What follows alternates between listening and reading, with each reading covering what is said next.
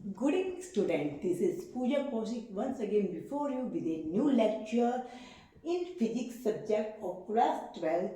Our chapter name is ray optics. और आपको पता है रे ऑप्टिक्स जो फिजिक्स की एक ब्रांच है which deal with the light से रिलेटेड सारे के सारे लॉ प्रॉपर्टी एक्सेट्रा सभी इसी में इंक्लूड होते हैं। अब हम अपने मेन टॉपिक पे आ जाते हैं। आज मैं आपको टाइप्स ऑफ इमेजेस के बारे में बताना चाह रही हूँ जो कि आपने लोअर क्लासेस में मिलके पढ़ा हुआ है।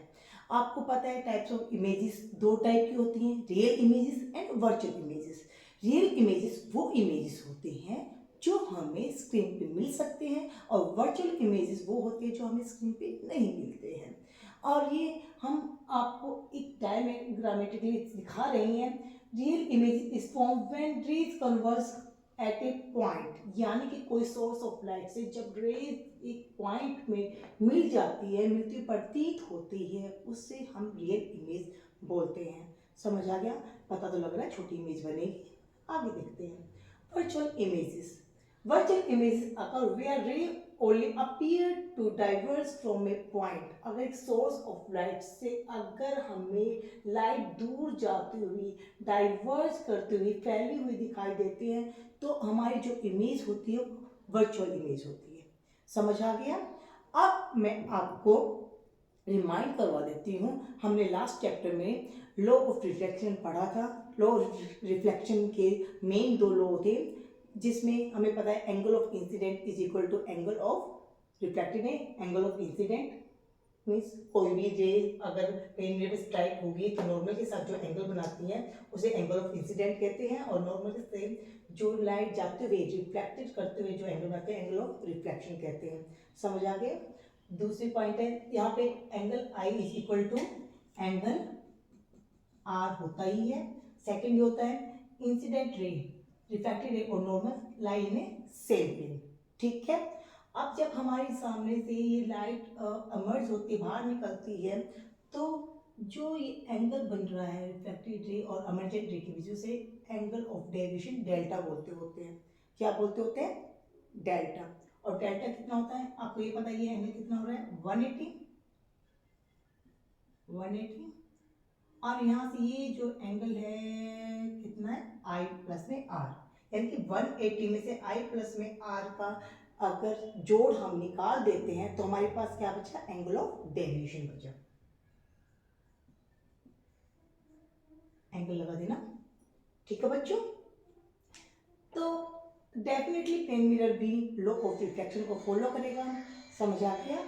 तो हमें प्लेन मिरर के बारे में घबराने की बिल्कुल जरूरत नहीं है क्योंकि हमारे घर पे रखा होता है। डेली हम जब भी स्कूल के लिए तैयार होकर जाते हैं तो हम मिरर देख के ही जाते होते हैं। द इमेज, पहला पॉइंट जो मेन प्रॉपर्टी है, the image is same size as the object. अब जब भी हम इमेज देखते हैं प्लेन मिरर में हमारा जो साइज है बड़ा या छोटा तो दिखाई नहीं देता, जितना है उतना ही दिखाई देता है। दूसरा image distance is equal to object distance. Simple है ये भी। मान लो यहाँ पे अपना प्लेन मिरर है, यहाँ पे ऑब्जेक्ट खड़ा हुआ है तो यहाँ पे इसकी इमेज बनेगी। जो ये डिस्टेंस है ऑब्जेक्ट डिस्टेंस वो किसके इक्वल होगी? ये जो इमेज बनी है इमेज डिस्टेंस की। अगर ये आर है तो ये भी आर होगा। सिंपल सा है। Third point, the image is erect and virtual. Virtual का मतलब हमें बता दिया, हमें स्क्रीन डेफिनेटली पर इमेज नहीं मिलेगी। ऐसा तो है नहीं कि हम अब मिरर के सामने खड़े हैं, हम चले गए हैं और अपनी इमेज वही अटकी हुई है, ऐसा नहीं है ना। समझ गए? तो अब तीसरा मेन पॉइंट है the image is laterally inverted. ये भी बहुत सिंपल है। जब भी हम मिरर के सामने खड़े होते हैं हमारे लेफ्ट साइड राइट की तरफ, राइट साइड लेफ्ट की तरफ दिखाई देता है। ठीक है बच्चों? समझ आ गया? अब मेन जो चीज़ें साइंस है थोड़ा सा वो वाला मैं पॉइंट बता देती हूँ। आज इतना ही, नहीं तो वीडियो थोड़ी लंबी हो जाएगी और लंबी वीडियो किसी को पसंद नहीं आएगी। चलो, तो इंपॉर्टेंट प्रॉपर्टी ऑफ मिरर्स में पहली प्रॉपर्टी हम कर लेते हैं। The deviation produced by a plane mirror is 180 minus में 2 थीटा। एंगल ऑफ डेविएशन मैंने करवा दिया था, यस या नो? आप यहाँ पे देखो प्लेन मिरर है बेटा, प्लेन मिरर, ये इंसिडेंट रे होगी हमारी, इंसिडेंट रे ने नॉर्मल के साथ एंगल थीटा बनाया, रिफ्रैक्टिव एंगल ने भी थीटा एंगल बनाया, टोटल एंगल 2 थीटा हो गया। और जो इमर्जेंट रे है वो यहाँ जाएगी, यस या नो, ये टोटल एंगल 180 हो गया। और अभी मैंने बताया था इंसिडेंट रे और रिफ्रैक्टिव रे को दोनों एडिशन करके जब सब्ट्रैक्ट कर देते हैं तो हमारे पास क्या आता है, एंगल ऑफ डेविएशन। ठीक है, एक नंबर का क्वेश्चन आ जाए तो प्लीज गलत मत करना। Next question is, if mirror is rotated by theta, reflected ray rotates by 2 theta.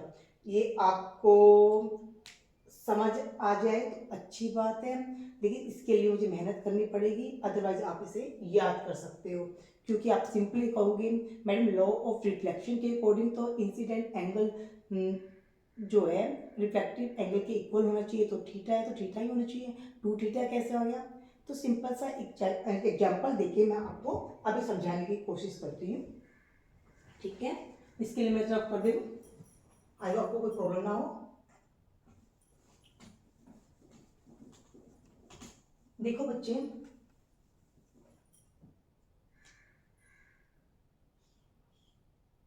ये हमारा प्लेन मिरर कंसीडर कर ले।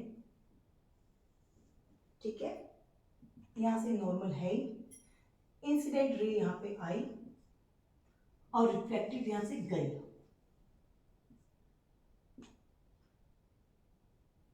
ठीक है, इस नॉर्मल को हम एक बार एन एज्यूम कर लेते हैं। ठीक है बच्चों, फिर हमने क्या किया है, हमने सिर्फ क्या था कि हमने प्लेन मिरर को रोटेट कर दिया बाय एंगल थीटा।